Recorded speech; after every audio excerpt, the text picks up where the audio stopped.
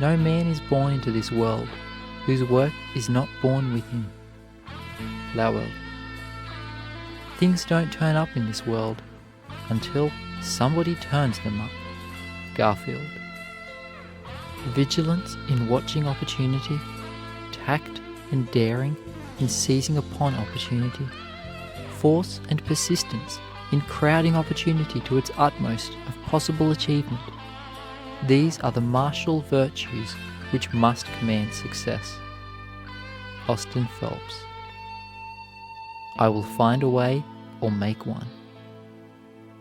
There never was a day that did not bring its own opportunity for doing good that never could have been done before and never can be again. W. H. Burleigh. Are you in earnest? Seize this very minute. What you can do or dream you can, begin it. If we succeed, what will the world say? Asked Captain Berry in delight, when Nelson had explained his carefully formed plan before the Battle of the Nile. There is no if in the case, replied Nelson. That we shall succeed is certain. Who may live to tell the tale is a very different question.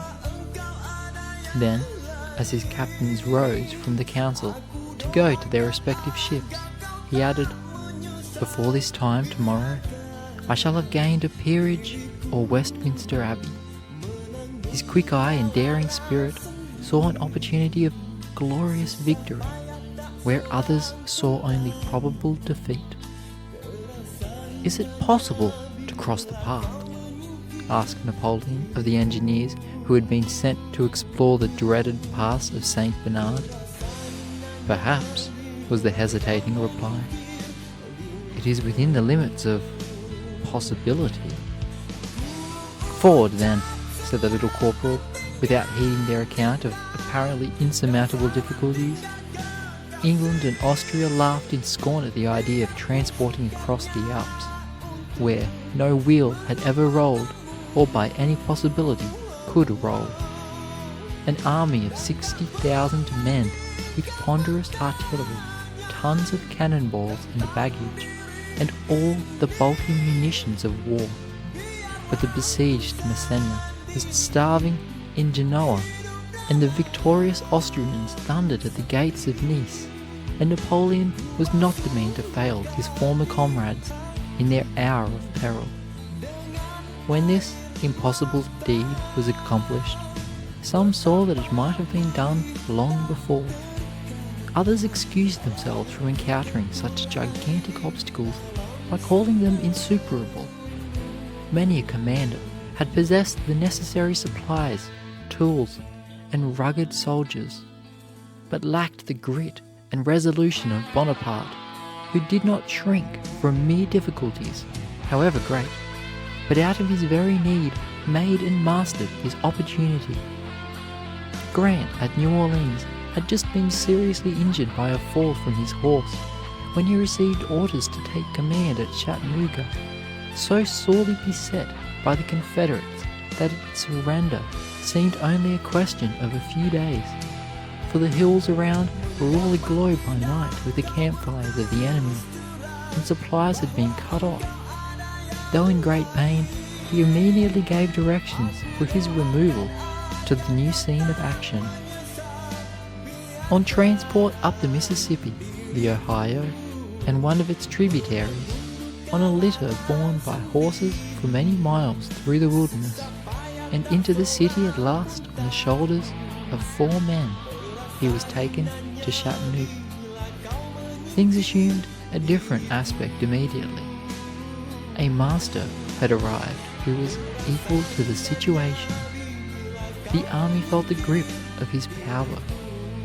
Before he could mount his horse, he ordered an advance, and although the enemy contested the ground inch by inch, the surrounding hills were soon held by Union soldiers. Were these things the result of chance, or were they compelled by the indomitable determination of the injured general? Did things adjust themselves when Horatius, with 2 companions, held 90,000 Tuscans at bay until the bridge across the Tiber had been destroyed, when Leonidas at Thermopylae checked the mighty march of Xerxes, when Themistocles off the coast of Greece shattered the Persians' armada, when Caesar, finding his army hard pressed, seized spear and buckler, fought while he reorganized his men and snatched victory from defeat, when Winkelried gathered to his heart a sheaf of Austrian spears, thus opening a path through which his comrades pressed to freedom, when for years Napoleon did not lose a single battle in which he was personally engaged, when Wellington fought in many climes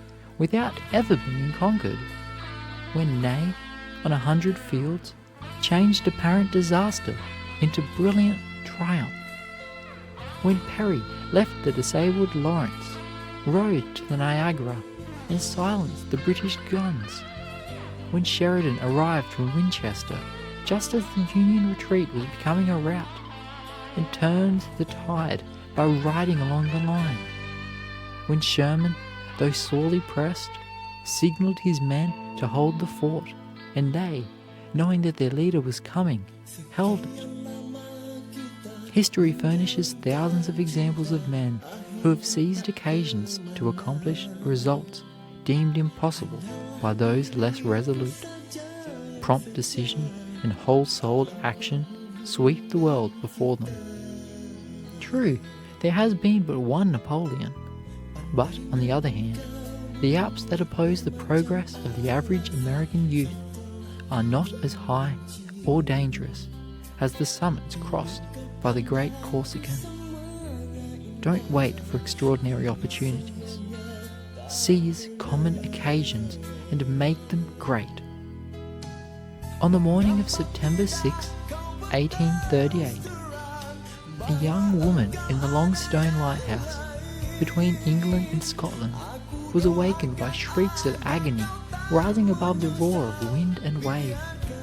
A storm of unwanted fury was raging, and her parents could not hear the cries.